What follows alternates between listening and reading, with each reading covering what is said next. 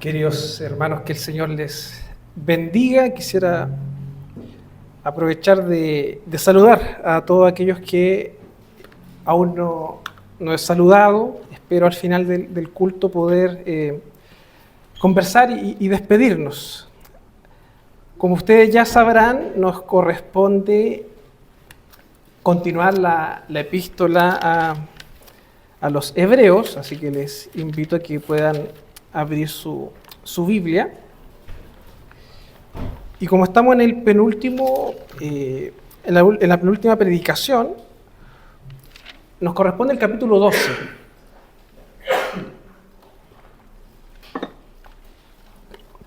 Para que lo tenga en mente y lo pueda buscar. Son 29 versículos que vamos a leer. Y a modo de introducción, antes de leer la palabra, yo no sé si ustedes sabrán un poco de historia universal, si le apasiona la historia, o si en el colegio o en el liceo aprendió un poquito de historia. Hubo un evento histórico que se conoce como la Segunda Guerra Mundial. No sé si la recuerdan. Hay ciertos elementos que posiblemente tenemos ahí presente. Y en esa guerra ocurrió hubo un acontecimiento que fue clave para el fin de esa guerra, que ocurrió el 6 de junio de 1944, que es conocido como el Día D. No sé si han escuchado del Día D. Que básicamente ese día las fuerzas aliadas, que era uno de los bandos, en este caso Estados Unidos, Reino Unido, Canadá, desembarcan en Normandía, que era un lugar de Francia, y con esa victoria, o mejor dicho, con ese desembarco, ellos logran quitarle el predominio al dominio nazi, que era el que estaba gobernando en aquella época. Entonces, ese día es conocido como el Día D. Fue el 6 de junio de 1944. ¿Y por qué es importante ese día? ¿Por qué ese día es recordado? En primer lugar, porque Alemania parecía ser una potencia fuerte, indestructible. Europa estaba ocupada por este dominio y la guerra parecía interminable. Ese era el panorama que ocurría en ese momento. Pero en el día D, en este día de junio de 1944, ocurrió ese evento, que es el desembarco en Normandía, y eso marcó un antes y un después en esta guerra. Si bien la guerra no terminó en ese día, sí el destino de esa guerra se sentenció en aquel momento. Si bien Alemania nazi no había sido derrotada, ese día quedó la imagen o la idea de que ya esta guerra estaba por terminar y que Alemania había perdido. Entonces fíjense ese detalle. Alemania aún no perdía, pero ese evento declaraba o mostraba de que Alemania ya estaba perdiendo su poder y que la derrota era inminente. Por lo tanto, la guerra, si usted no lo sabía, terminó el 8 de mayo de 1945, es decir, 336 días, 11 meses después, que se conoce como el Día B, el Día de la Victoria. Entonces, entre el Día D y el Día B ocurrieron 11 meses, en donde el mundo, los que batallaban, sabían de que la historia ya estaba sentenciada, pero aún así quedaba la lucha, la batalla. Por lo tanto, seguían luchando. Había sufrimiento, resistencia, pero se sabía de que Alemania no podía ganar. Entonces, yo les traigo aquí el esquema de los 330 días. Como el día D marca una señal de victoria inminente, mientras que el día B, que son 11 meses después, es la consumación de esa victoria. ¿Y por qué este ejemplo es interesante? Porque este ejemplo nos muestra también cómo funciona el relato bíblico, que es lo que nosotros conocemos como el ya, pero todavía no. Por lo tanto, si tuviésemos que hacer un paralelo entre estos dos eventos y tomándonos de esta historia como ejemplo, podemos decir de que la muerte y resurrección de Cristo es la señal de victoria inminente. O sea, a través de la muerte y resurrección, Satanás, el enemigo, el poder maligno, sabe que perdió. Sin embargo, queda tiempo para que esa victoria se consume, para que esa victoria se manifieste de forma completa. Y eso ocurrirá en la segunda venida. Por tanto, esos 330 días para nosotros son los tiempos finales. Entonces, fíjense, nosotros ya tenemos la certeza de que Cristo ya ganó. Sin embargo, seguimos batallando. Pero sabemos que cuando el Señor regrese, esa victoria será declarada y podremos disfrutar de ese día B de la victoria. Por lo tanto, el ya, pero todavía no, nos recuerda que vivimos realidades del reino de Dios, pero todavía no estamos experimentando la plenitud final del reino de Dios. ¿Qué es lo que dice Pablo a los Colosenses, capítulo 2, versículo 13? Y a vosotros, estando muertos en pecados y en la circuncisión de vuestra carne, os dio vida juntamente con él, perdonándoos todos los pecados, anulando el acta de los decretos que había contra nosotros, que nos era contraria, quitándola de en medio y clavándola en la cruz. Y despojando a los principados y a las potestades, los exhibió públicamente, triunfando sobre ellos en la cruz. El apóstol Pablo nos recuerda eso, que la victoria de Cristo en la cruz fue una señal pública de que Él ya había vencido. Por lo tanto, hermanos, Jesucristo ya venció. Si usted está en Cristo, usted ya es vencedor. Pero la pregunta es, ¿qué hacemos entre medio? ¿Qué hacemos mientras esperamos esa segunda venida? Porque ciertamente el ya, pero todavía no lo vivimos de forma personal y práctica. Porque hemos vencido al pecado, pero aún así seguimos lidiando con él. Aún así sufrimos las consecuencias del pecado. Hemos vencido la muerte a través de Cristo, pero aún así soportamos la muerte y el deterioro. Somos santos en Cristo, pero aún así estamos luchando con la impureza. Somos parte del reino de Dios, pero este reino aún no ha sido consumado. Satanás ya fue derrotado, pero aún así sigue luchando. Somos nuevas criaturas en Cristo, pero aún no tenemos ese cuerpo glorificado, libre del pecado. Por lo tanto, estamos en este momento intermedio en la historia, en donde sabemos que existe una meta, sabemos de que hay un final de la historia, sabemos cómo termina la historia, sin embargo, aún no llegamos a ese momento. Aún estamos en ese periodo de espera. La victoria ya está asegurada. Pero al igual como ocurría en ese enfrentamiento histórico, las batallas aún siguen. Satanás sabe que perdió, pero aún así sigue luchando. Cristo ya venció el pecado, pero aún seguimos luchando con el pecado. Por tanto, la pregunta es, ¿qué hacemos mientras esperamos la segunda venida? ¿Qué actitud debemos tener mientras esperamos la consumación de esta victoria? Y eso es lo que vamos a leer en Hebreos 12, del 1 al 29. Así que vamos a leerlo de forma alternada. Yo les pido que, puestos en pie, en actitud de reverencia, leamos todos y participemos de la palabra del Señor. Vamos a leer estos 29 versículos de forma alternada. Dice así: por tanto, nosotros también, teniendo un derredor nuestro tan grande nube de testigos, despojémonos de todo peso y del pecado que nos asedia y corramos con paciencia la carrera que tenemos por delante.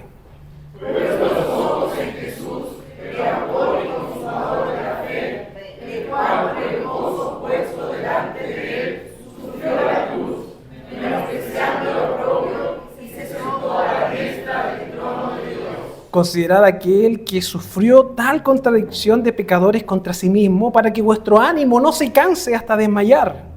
Porque aún no habéis resistido hasta la sangre, combatiendo contra el pecado. Y habéis ya olvidado la exhortación que como a hijos se os dirige diciendo: Hijo mío, no menosprecies la disciplina del Señor, ni desmayes cuando eres reprendido por Él. Porque el Señor al que ama disciplina y azota todo lo que recibe.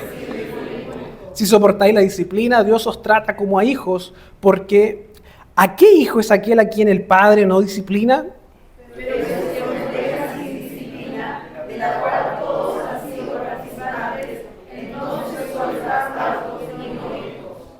Por otra parte, tuvimos a nuestros padres terrenales que nos disciplinaban y los venerábamos. ¿Por qué no obedeceremos mucho mejor al Padre de los Espíritus y viviremos?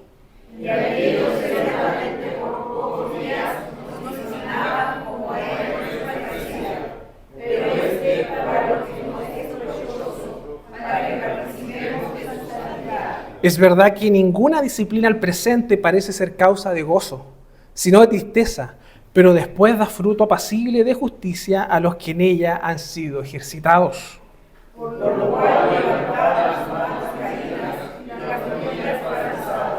Y haced sendas derechas para vuestros pies, para que lo cojo no se salga del camino, sino que sea sanado. Seguid la paz con todos y la santidad, sin la cual nadie verá al Señor. Mirad bien, no sea que alguno deje de alcanzar la gracia de Dios, que brotando alguna raíz de amargura os estorbe y por ella muchos sean contaminados. No sea que haya algún fornicario o profano, como Esaú, que pecó la soberanía de Dios. Porque ya sabéis que aún después, deseando heredar la bendición, fue desechado y no hubo oportunidad para el arrepentimiento, aunque la procuró con lágrimas. Porque no os habéis acercado al monte que se podía apartar y que ardía en fuego, a la oscuridad, a las tinieblas y a la tempestad. Al sonido de la trompeta y a la voz que hablaba, la cual los que la oyeron rogaron que no se les hablase más. Porque no podían soportar lo que se ordenaba. Si aún una vez que a tocar el monte se apedreada o pasara con algo. Y tan terrible era lo que se veía que Moisés dijo: estoy espantado y temblando. Si no os habéis acercado al monte de Sion, a la ciudad del Dios vivo, que os habéis celestial, a la compañía de muchos millares de ángeles. A la congregación de los primogénitos que están inscritos en los cielos, a Dios el juez de todos, a los espíritus de los justos hechos perfectos. A Jesús el mediador del nuevo pacto y a la sangre rociada de la corona de la ley. Mirad que no desechéis al que habla, porque si no escaparon aquellos que desecharon al que los amonestaba en tierra, mucho menos nosotros, si desecháremos al que amonesta desde los cielos. La voz del cual comunión nos extraña, pero ahora ha prometido diciendo: aún una vez y conmoveré no solamente la tierra, sino también el cielo. Y esta frase, aún una vez, indica la remoción de las cosas movibles como cosas hechas para que queden las inconmovibles. Así que, recibiendo nosotros un reino inconmovible, vengamos a la virtud y mediante ellas vamos a Dios, agradándole con temor y reverencia. Todos juntos, porque nuestro Dios es fuego consumidor. Oremos. Señor, te damos las gracias en esta tarde por tenernos reunidos nuevamente para escuchar y aprender de tu palabra, Señor. Te pedimos tu dirección, tu guía, que tu Santo Espíritu ilumine nuestro entendimiento a fin de poder comprender y entender lo que tú nos estás diciendo, Señor. Sabemos de que tu palabra es viva y eficaz, Señor, y sigue transformando nuestros corazones. Es por eso que quedamos expuestos ante ella, Señor, y te pedimos que tú nos ayudes a examinar, a autoexaminar nuestra fe, a fin de poder estar cada vez más capacitados para poder agradarte según tu voluntad. Te pedimos todo esto en el nombre de Jesucristo. Amén. Tomen asiento, hermanos. El título de esta predicación es Viviendo por fe, pero caminando hacia la meta. Y me quise tomar de esta palabra o este concepto que es la fe, porque lo que acabamos de leer va muy enlazado con Hebreos 11, que se habló de la fe. De hecho, en Hebreos 11 se da una definición de lo que es fe.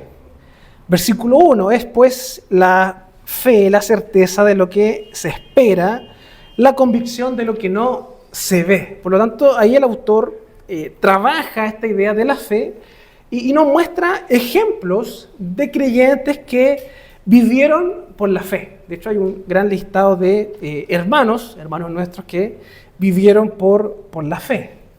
Sin embargo, es importante mencionar que el énfasis o la importancia de Hebreos 11 no está en los personajes, no está en los héroes de la fe, sino que está en quién ellos tenían fe. En este caso es Jesucristo, la esperanza, la promesa de redención. Por lo tanto, Jesucristo era el elemento central de esa fe.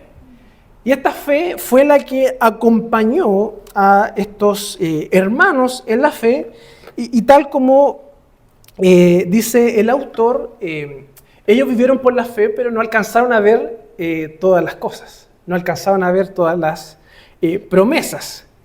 Por lo tanto, lo que está haciendo el autor acá es establecer un paralelo entre los judíos del Antiguo Testamento que vivieron por la fe, pero tuvieron una revelación parcial, y por otro lado, los creyentes del Nuevo Testamento, estos hebreos del primer siglo, que sí tienen la revelación completa. Eso es lo que está haciendo el autor. Por lo tanto, lo que acabamos de leer ahora es cómo nosotros tomamos lo que está en Hebreos 11 y lo aplicamos para nuestra vida, siendo que ahora como creyentes tenemos una revelación que es más completa, que es plena, porque ya sabemos la obra de Cristo, ya sabemos que Él vino y sabemos que Él vendrá nuevamente y estamos en esa espera. Por lo tanto, lo que yo quiero mostrar el día de hoy y va a resumir lo que acabamos de leer son tres ideas que quiero desarrollar.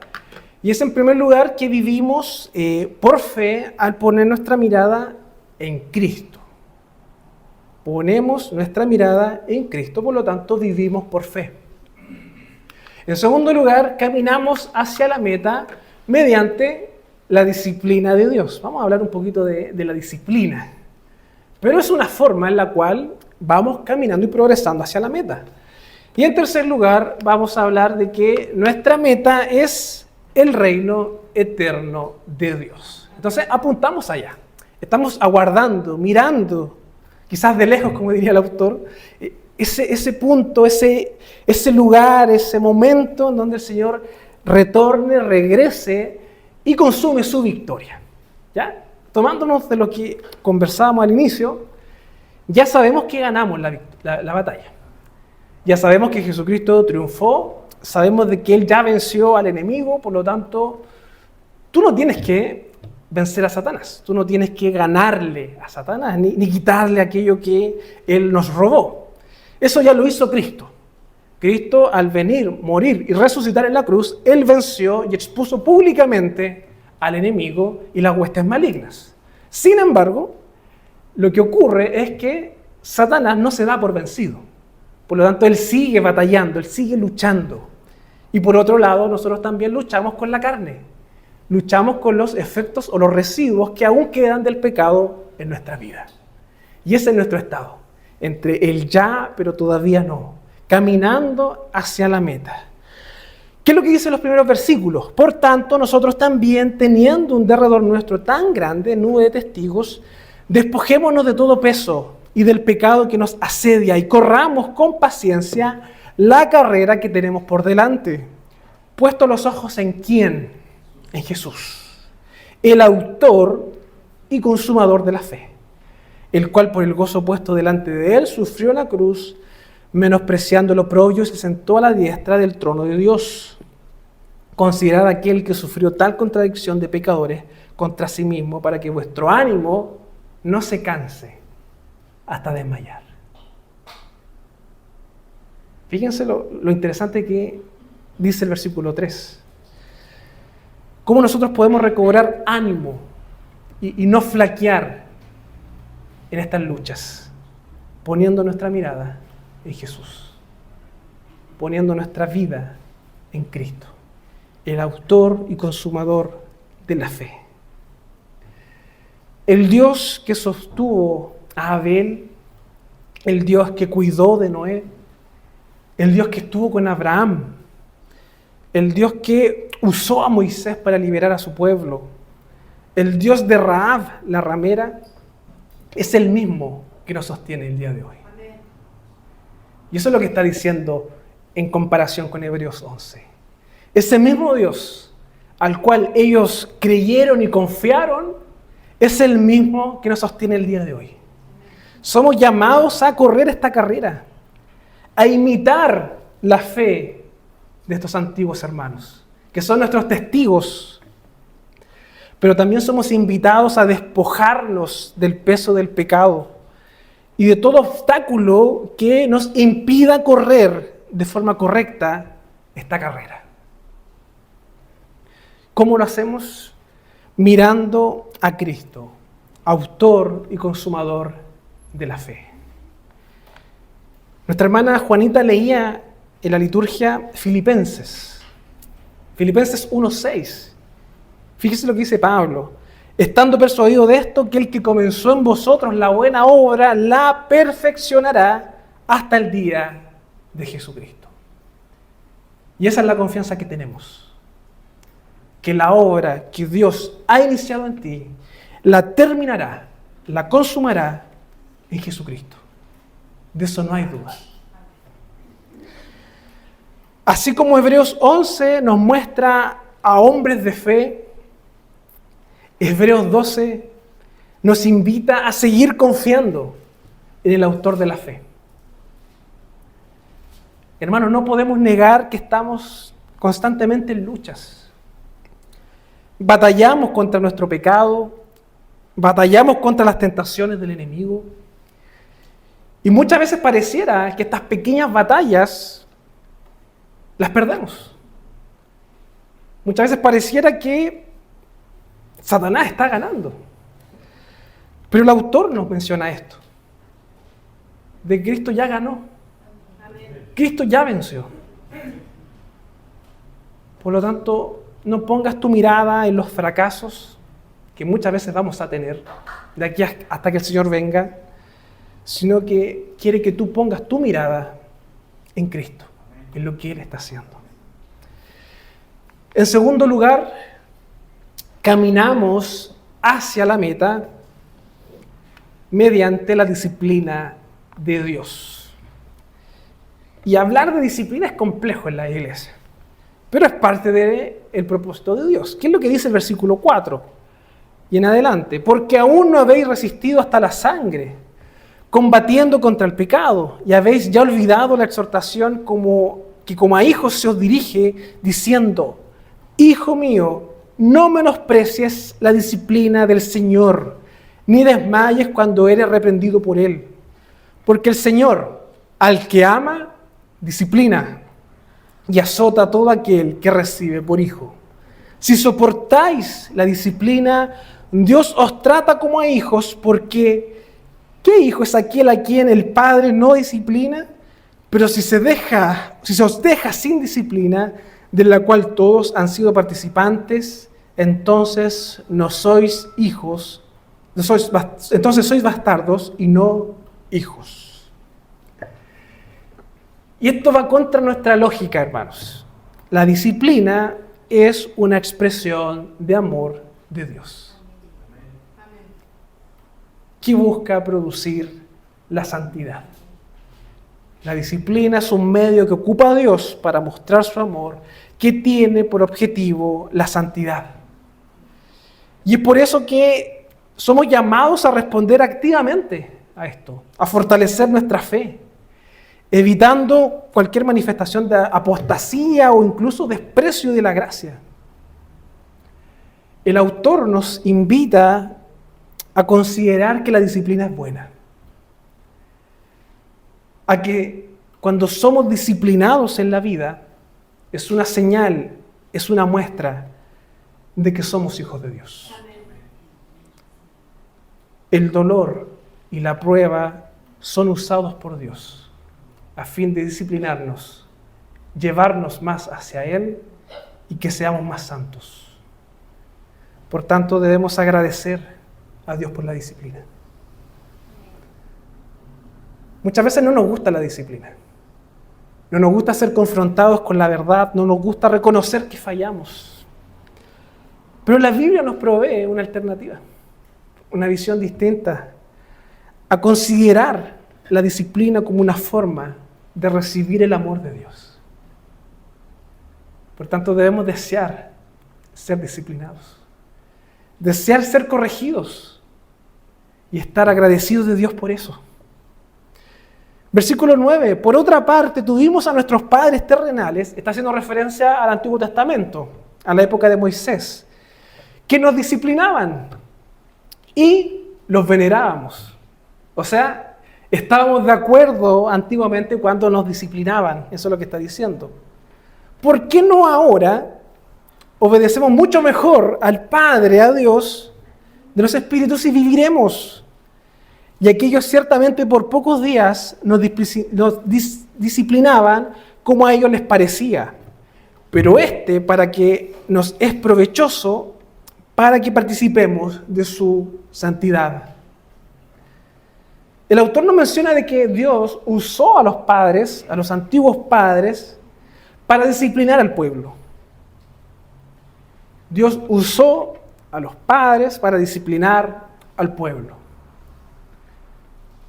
Por tanto, ahora Dios usa a la iglesia, Dios usa al liderazgo de la iglesia para disciplinar. Y ahí vemos la continuidad entre Antiguo y Nuevo Testamento. La iglesia también está llamada a ejercer la disciplina. La iglesia está llamada a buscar la verdad, la corrección de sus vidas. Si usted está haciendo algo mal, es deber de la iglesia y sobre todo de los líderes hacérselo saber. Y por otro lado, es su responsabilidad, en el temor del Señor, aceptar la disciplina, porque es una muestra de amor de Dios. Y esto es recíproco. Si usted ve que yo estoy haciendo algo mal, si usted ve que el consistorio está haciendo algo mal, usted también puede corregir. Usted también puede exhortarnos con la verdad.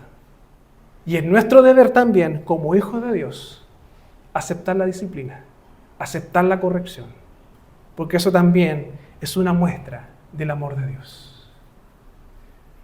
Ninguno de los que está aquí presente, hermanos, es perfecto. Ninguno ha alcanzado ya esa meta que tanto habla el apóstol Pablo, pero estamos caminos a la meta. Y es por eso que como cristianos somos llamados a estimularnos en amor, como hablábamos en el capítulo 10, a exhortarnos, a animarnos, a acompañarnos. Eso es una manifestación del amor de Dios. Y la disciplina tiene un rol importante en la vida de la iglesia. Pero muchas veces duele, muchas veces incomoda la disciplina. E incluso, muchas veces erróneamente, queremos evitar la disciplina para no meternos en problemas. Y es triste ver eso. Cuando muchas veces en el liderazgo de la iglesia se omiten o se ocultan cosas a fin de no causar problemas. ¿Qué es lo que dice el versículo 11? Es verdad que ninguna disciplina al presente padece ser causa de gozo. Es cierto. A nadie le gusta la corrección. A nadie le gusta reconocer que se equivocó. Sino por el contrario, ¿qué produce? Tristeza, dice.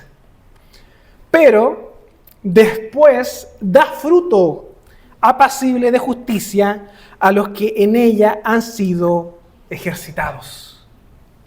Fíjese la paradoja que nos presenta. La disciplina es dolorosa. Duele ser disciplinado, duele reconocer, causa tristeza. Sin embargo, el resultado final tiene mucho provecho para la vida del cristiano. La disciplina produce frutos que a lo mejor al inicio no estamos viendo. Debemos, hermanos, ver con buenos ojos la disciplina, no esquivarla, sino que verla y entenderla como un medio por el cual Dios nos hace cada vez más parecidos a Él. Una iglesia que no disciplina es una iglesia que no ama. Una iglesia que está dispuesta a hacer vista gorda a los pecados y no corregir, no es una iglesia bíblica. Una marca de la iglesia verdadera es una iglesia que disciplina con amor. Esa disciplina que al principio duele, pero que al final trae gozo, trae beneficio, trae fruto. Versículo 12, por lo cual levantad las manos caídas y las rodillas paralizadas y haced sendas derechas para vuestros pies, para que lo cojo no se salga del camino, sino que sea sanado. Está hablando de la corrección, de corregir las cosas malas en la iglesia. Seguid la paz con todos y la santidad, sin la cual nadie verá al Señor.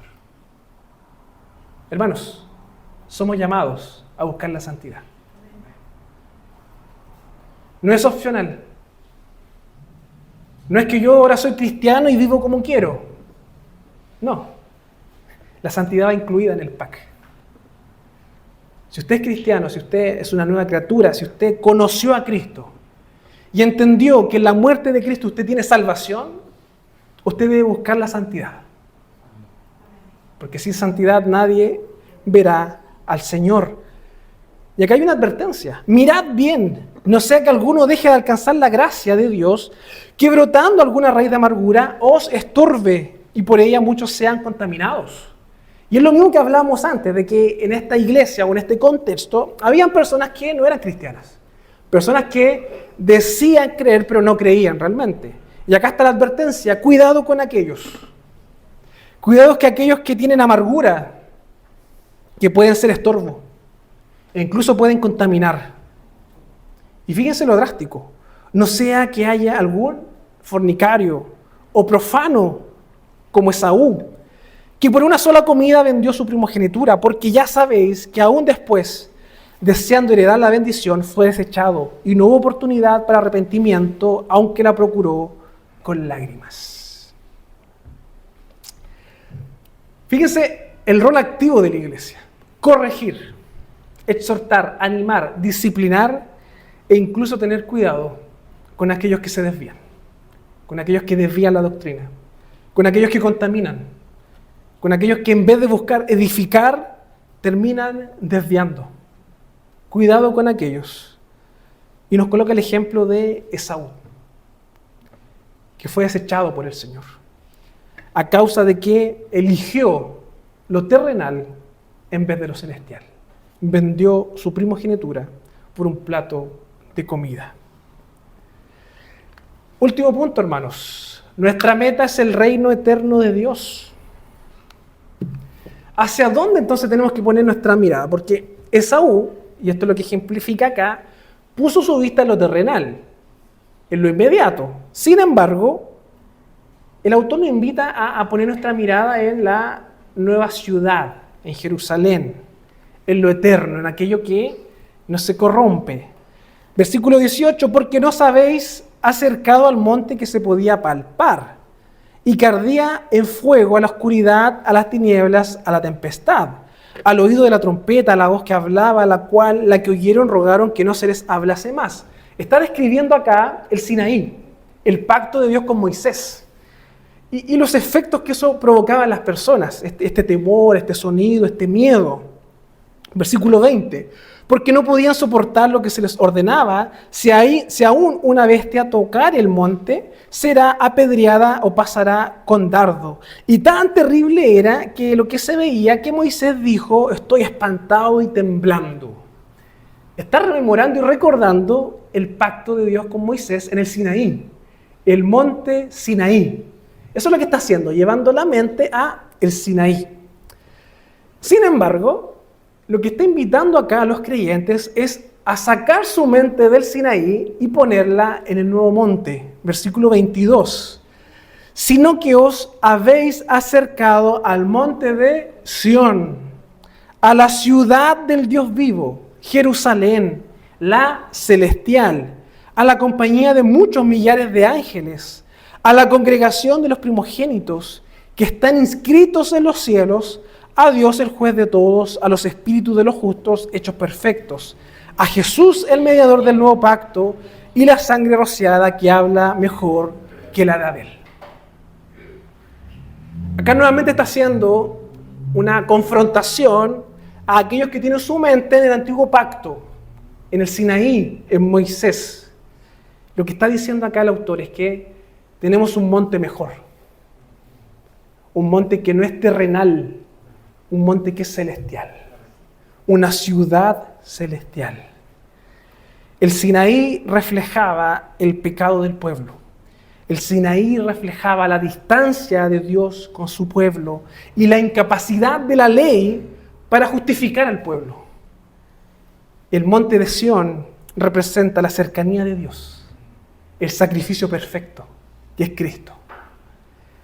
Así como el Sinaí representa temor, el monte Sión representa confianza. Por tanto, el autor nos invita a confiar en Cristo, a confiar en ese nuevo monte, esa nueva ciudad, ese nuevo lugar al cual somos invitados.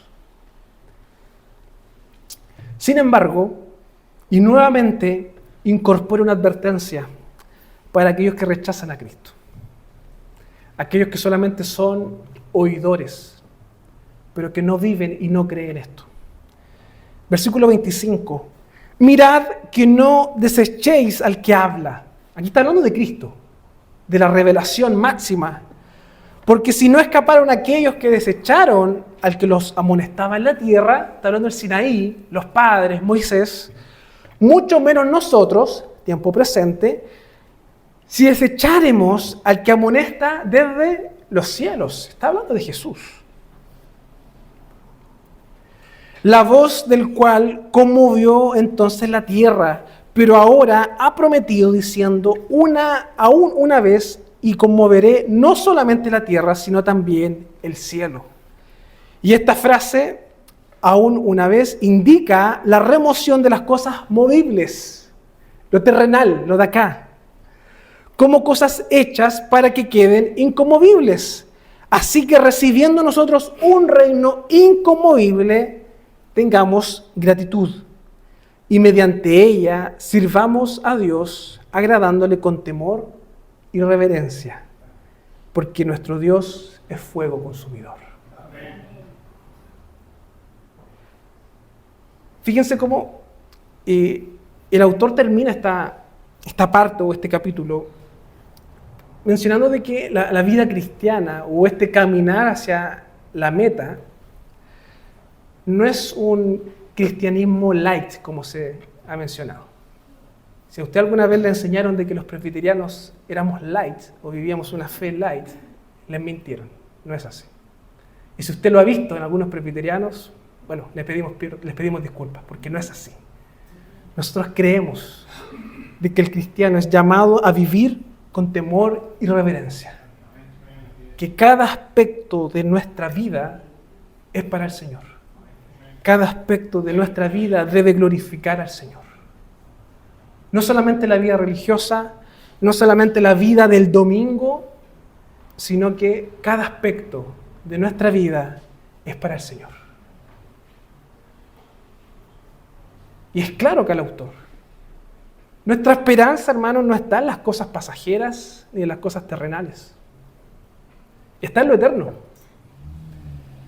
Ahí tienes que colocar tu mirada. No centrarte ni esperar felicidad y plenitud en las cosas terrenales, sino que esperar y aguardar a que el Señor consuma todas las cosas en la nueva creación y ahí estemos disfrutando de las bendiciones del Señor, sin pecado. Por lo tanto, hermanos, somos llamados a vivir un rol activo, a no menospreciar la obra de Cristo, a no mirar en menos la gracia, a no ver la gracia como un pase libre para pecar.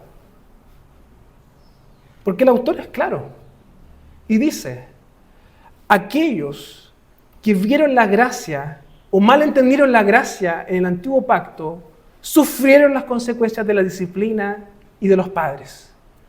¿Cuánto más aún nosotros, que podemos ser disciplinados directamente por nuestro Padre que está en los cielos? Por lo tanto, la responsabilidad es grande, hermanos, a vivir nuestra salvación con temor y temblor. Porque muchas veces se ha malinterpretado eso de que tienes que cuidar o mantener esa salvación. No, lo que está diciendo el texto es que tú que eres cristiano tienes una nueva identidad, un nuevo propósito, que es vivir para la gloria de Dios, buscar la santidad, buscar ser cada vez más como Cristo. Y si una iglesia no enseña eso, no está enseñando el Evangelio correctamente. El Evangelio correctamente predicado nos lleva a adorar al Señor con temor y temblor, a valorar la gracia, a valorar el sacrificio de Cristo y, como dijo alguien por ahí, a no ver la gracia como una gracia barata, una gracia que tolera o que permite todo. La fe nunca se trató de eso. La salvación nunca se trató de eso, sino que a vivir nuestra espiritualidad de forma íntegra, glorificando a Dios. Por tanto, hermanos, para cerrar, somos llamados a caminar en este camino, transitar esta esperanza, viviendo por la fe mientras el Señor retorna, sabiendo cuál es la meta, poner nuestra mirada en Cristo, no en las cosas terrenales, no en tu esfuerzo, sino en Cristo. Pero también a amar la disciplina, a amar la corrección, a desear ser corregido por el Señor y por la iglesia, porque eso nos hace cada vez más parecidos a Cristo. Hermanos, usted tiene que parecerse a Cristo, no al mundo. La disciplina nos lleva a eso, a ser cada vez más parecidos a Cristo. Y finalmente recordar que nuestra esperanza no está en las cosas del mundo, sino que está en lo eterno. Cuando el Señor regrese y renueve todas las cosas, ahí todas las cosas serán hechas nuevas. Y podremos vivir y glorificar a Dios de forma íntegra en todo nuestro ser. Mientras aquello no ocurra, mientras aquel día aún no llegue, yo les animo a seguir batallando, a seguir dando esas pequeñas batallas mientras llega el día B. Porque cuando el Señor llegue, toda esta batalla terminará. Y reafirmará su victoria, esa victoria que declaró en la cruz. Les invito a orar, hermanos. Señor, te damos las gracias por este momento que nos has dado para poder escuchar tu palabra y ser confrontados por ella, Señor. A valorar tu gracia, tu sacrificio. A poner nuestra mirada en Cristo. Nuestra visión, nuestros ojos en Jesús, el autor y consumador de la fe, Señor. Ayúdanos porque ciertamente fallamos, ciertamente caemos muchas veces, o tendemos a confiar en otras cosas, Señor. Ayúdanos a ser fieles a ti. Ayúdanos a amarte, a desear la disciplina, Señor, a desear la corrección, a que si hay cosas que hacemos mal, que podamos tener la madurez de aceptar la corrección, aceptarla con amor, sabiendo de que muchas veces puede doler al inicio, pero tiene frutos provechosos para cada uno de nosotros, Señor. Te damos gracias por eso y te pedimos que tú reafirmes nuestra esperanza de poder confiar y esperar esa segunda venida. Que nuestro deseo sea: Jesús, regresa. Señor, ven pronto. Que no nos conformemos con este mundo. Sabemos de que este mundo está siendo renovado y restaurado, pero no es la manifestación máxima de lo que tú quieres hacer. Y es por eso que deseamos que tú vengas, que tú regreses para estar contigo y disfrutar de esa comunión plena en Cristo Jesús. Te damos gracias por esta predicación y te pedimos todo esto en el nombre de Jesucristo. Amén.